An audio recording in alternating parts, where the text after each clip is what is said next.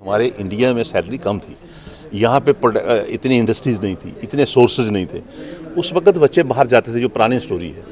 आज जो बच्चा पढ़ता है उसको यहाँ भी उसी तरीके के इंसेंटिव मिलते हैं, उसी तरीके से यहाँ पर इंडस्ट्रियाँ शुरू हुई हैं। आप बच्चा बड़ा कम बाहर जाता है, पहले जैसे पहले जाते थे अब नहीं जाते हैं। लेकिन अगर आज कोई जाता भी है, उसको वहाँ फैसिलिटीज इतनी है, वो जाएगा वही जो जहाँ से उसको ज़्यादा मिलेगा। जैसे मान लो यहाँ पर 1 लाख रुपये मिलता होगा, 1.5 लाख वाला वहाँ जाएगा। पहले यहाँ 1 लाख नहीं मिलता था, पहले वो 1 लाख के लिए जाता था। अब बाहर कम जाते हैं, अब ज़्यादा से ज़्यादा जाएंगे, दिल्ली चले जाएंगे, बम्बई चले जाएंगे, इधर चलेंगे। फॉरेन का रिवाज जैसे यूएसए या अमेरिका का रिवाज बड़ा कम हो गया है, और जो जाता है वो वहाँ जब जाएगा तो वहाँ सेटल होने के लिए नहीं जा रहा है।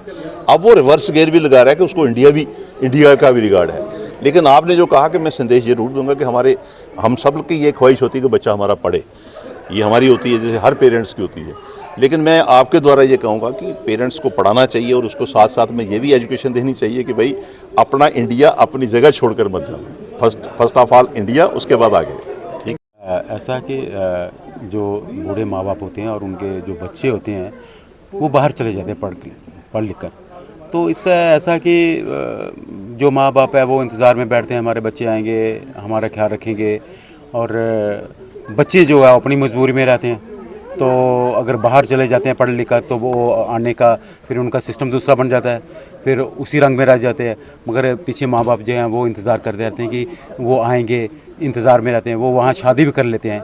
तो इसलिए जो दिखाने का ये है कि कम से कम माँ बाप के बारे में ज़रूर सोचिए कि अगर आप बाहर गए हैं तो बाहर भी जाके माँ बाप का बारे में सोचिए, बाप बाप कैसे रह रहे हैं। पैसों से सब कुछ नहीं मिलता, पैसा है मगर पैसा करेंगे क्या?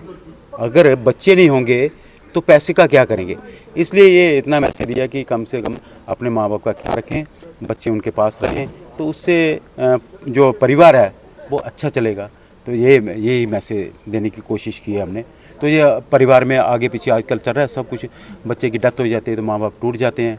और आपको जो दिखाया तो लोगों ने जो अप्रिशिएट किया, तो मैं इनका भी बहुत बहुत शुक्रिया अदा करता हूँ। और ख़ासकर मीडिया पर्सन का कि जो आप लोग रोज़ शाम को यहाँ आके यहाँ हमें कवरेज कर रहे हैं, तो मैं आप सबका बहुत बहुत शुक्रिया। फोन क्या करना, तू बिस्तर लेके आ जा, बैग नहीं लाना, बैग लेके आ जा, ठीक है ना? ठीक है, अच्छा अच्छा ठीक है, बाय।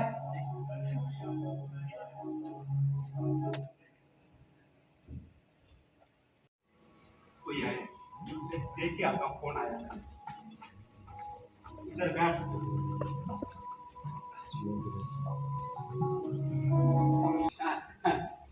आइए बैठिए बैठिए, बैठो बैठो। पानी लेके आ। अच्छा सुन, चाय भी लेके आ। बैठ बैठ बैठ।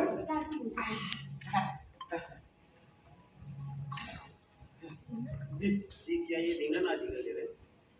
दीनानाथ नहीं, दीनानाथ का कुछ बैठ बैठ बैठ बैठ बैठ बैठ, कोई बात नहीं कोई बात नहीं। दीनानाथ रिश्तेदार है क्या? नहीं, वो एक्चुअली मेरे को एक पेमेंट के लिए रूम चाहिए, तो उसके लिए मैं मुझे ये पता नहीं चला, मैं गलती से आपके लिए। अच्छा दीनानाथ, दीनानाथ गुप्ता तो नहीं? हाँ जी हाँ जी, दीनानाथ। अच्छा अच्छा, वो इस सड़क के उस पार रहते हैं। हाँ, तो नाम क्या है जी? मेरा नाम? हाँ जी, विनय। विनय, गुड गुड। पढ़े हो? क्या कर रहे हैं? मैं अभी बीटेक क्लास में हूँ। बीटेक जी, अच्छा है। पढ़ने के बाद अमेरिका जाओगे? क्यों अंकल जी, हमारा देश है, हमें अपना देश प्यारा है, मुझे भारत में रहना, बाहर क्यों जाना? अच्छा, वेरी गुड। हमारा देश कैसे कम? I am proud of you. अरे आजकल क्या ना, लड़के फटते हैं, अमेरिका चले जाते, जाने में कोई बुराई नहीं, मगर फंसना नहीं चाहिए। लो लो, पानी भी आ गया और चाय भी आ गई। हाँ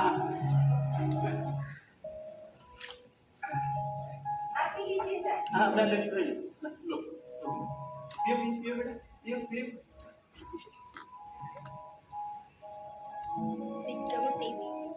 घर में कौन कौन? जी, घर में मेरे माता पिता हैं और मेरी छोटी बहन। छोटी बहन है? कितनी उम्र है बेटा? जी यही कोई तकरीबन 21-22 साल। 21-22 साल? शादी लायक, शादी लायक। हाँ, हाँ, हाँ, अच्छा, वो उसे कितने पैसे लगेंगे रहने के लिए? अंकल जी आजकल आपको पता ही है महंगाई का जमाना है 4 से 5 हज़ार तो लौट 4-5 हज़ार कोई पैसा नहीं लेंगे। सच हम नहीं लेंगे पैसा। तुझे पता मैं खाना बहुत अच्छा बनाती हूँ। मेरे को मेरे हाथ का खाना मिलेगा ना, मुझे अच्छा लगेगा। हाँ। और 4-5 हज़ार भी नहीं खर्चना पड़ेगा। और सुन, कपड़े भी धो देंगे, इसलिए मैं कर दिया करूंगा। कपड़े पहनूंगी। वो फोन लगा ना, इतना मर्जी करना, कोई पैसा नहीं लेंगे। क्या है ठीक है? ठीक है बेटा। आपके बच्चे हाँ, 2 बेटे हैं, एक अमेरिका में है और दूसरा कश्मीर में, फौज में है ना। उसकी चिंता मत कर, वो आ जाएंगे, जगह कम नहीं होगी। तुम हमारे रूम में चले जाना, हम जहां पड़े रहे। क्या है? आएगा ना पक्का? जी इस बारे में तो मुझे करना पड़ेगा अभी घर पर पूछना सुन, पता क्या है? हम दोनों बूढ़े बुढ़िया हैं, तो किशोर जैसा। कभी हम बीमार पड़ जाए तो दवाई लेके आए, बस इतना काम। हाँ, शाम को बैठ के गप्पे हम किए और मजा आएगा। वो तो सही अंकल लेकिन तो भी घर से पूछना हाँ, पूछ लो, पूछने में हाँ नहीं बोलना बेटा। ठीक है? देखो ना। हाँ, अच्छा लगेगा तुझे। हाँ, मजा आएगा। और हर जब शाम को बैठेंगे, फिर घूमने भी निकलेंगे, तो कम से कम हमें बाहर घुमा के तो लाएगा ना। ठीक है? जी मैं सोच रहा अच्छा, मेरा फोन नंबर बड़े भाई जुगल जी, मुझे बोलना थोड़ा पड़ रहा है, थोड़ा टाइम लगेगा।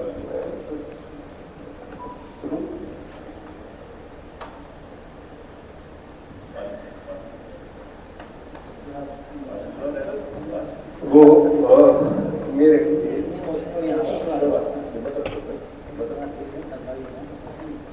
मेरे भाई भी है थे, मेरा बाप भी था और मेरा बहन भी था।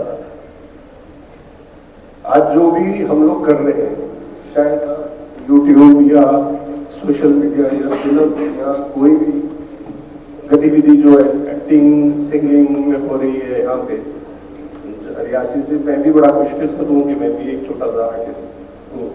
ये नीलम है, इनके बारे में मैं आपको क्या बताऊं।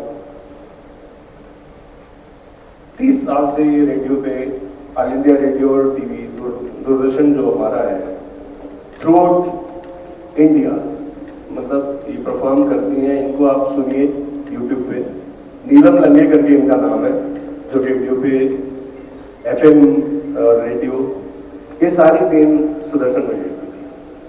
वो इतने डेडिकेटेड थे। और मेरे ये भाई मीरा क्रमंजा और विराज सर, जिनका उनके साथ रहा है, ये भी मेरे भाई रहे हैं। मैं ज़्यादा कुछ नहीं बोलूँगा, मैं ये बोलना चाहता हूँ कि ऐसा मैंने कभी नहीं सोचा था कि ये भाई मेरा इतना जबरदस्त आर्टिस्ट है। आज मैंने पहली बार मैं ये प्रोग्राम मिस कर रहा था और मैं सोच रहा था कि मैं नहीं आऊँगा। मैंने इनको बोला, लेकिन इन्होंने बोला कि आपने आना ही आना है। और मेरी कुछ बात हुई थी इनसे, तो इन्होंने बोला कि नहीं, वो हमारे जो भी है आज, मतलब उन्हीं की वजह से मैं हूँ। और ये शादाब भाई ने भी बोला, और यहाँ राज भैया मेरे बड़े भाई हैं, ये सारे इनकी गोदियों में मैं खेला हूँ आज जो भी हूँ। और इन्हीं की बदौलत जो भी है, मतलब जितना छोटा जो तुष्ट एक चिन्ह हमें लगा हुआ है, वो सब सुदर्शन भैया और रतन भैया की देन है। तो सारा कुछ नहीं बोल पाऊंगा।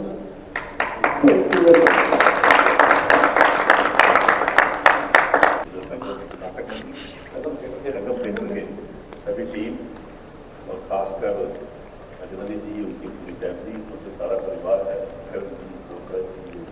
हमारे छोटे भाई। मैं देख रहा था कि मुझे पुरानी याद आ रही थी। मैंने जब शुरू में एक दफ़ा जब मैं स्टाफ में बना, मैं जब आपने मुझे बुलाया वहाँ या थिएटर वगैरह तो था नहीं, लेकिन एक शो मेरे से शुरुआत करवाई शायद ज्योतिपुर में। तो मैं उसको याद कर रहा था जिस वक्त मैं सब टीम को देख रहा था। उस वक्त मैं भी थोड़ा स्मार्ट था, मुझे तो मैं भी एक्टिंग करता, लेकिन उस वक्त छोटे छोटे सारे थे। तो आज बड़ा अच्छा लगा, और खासकर जैसे आज जो अजनबी जी ने जो एक यहाँ में दिखाया, मैं देख रहा था कि बीच बीच में मुझे भी आंसू बीच बीच में आने लगे थे कि इतनी अच्छी, मतलब बिल्कुल स्टोरी तो थी लेकिन एक्टिंग बड़ी जबरदस्त थी। सभी आर्टिस्ट जितने भी थे एक से एक बढ़िया, कोई कसर नहीं थी। तो मैं देखता था बीच में कोई एक दो तो रो भी रहा था, लेकिन मैंने कहा बीच में मैं भी टप पड़ेंगे आंसू। तो मैं आप सबको, सारी पूरी टीम को, अकबर जी को, खासकर हमारे राजाई जी, अजनबी जी की पूरी टीम को, सभी जितने भी थे, मैं आपको मुबारकबाद देता हूँ कि आपने पूरा दिल को छूट मतलब टच लेने वाला, जैसे मैडम जी ने कहा कि बिल्कुल टच लेने वाली आपकी दिलाकर मैंने कहा, मैंने कोशिश की। मैंने अकरम जी को भी कहा, अजनब जी को भी कहा कि मुझे माफ़ी दे दो, मैं रहने देता हूँ, लेकिन इन्होंने 1 महीने पहले से मुझे बुक कर दिया था। मैंने कहा ना इधर का ना उधर का।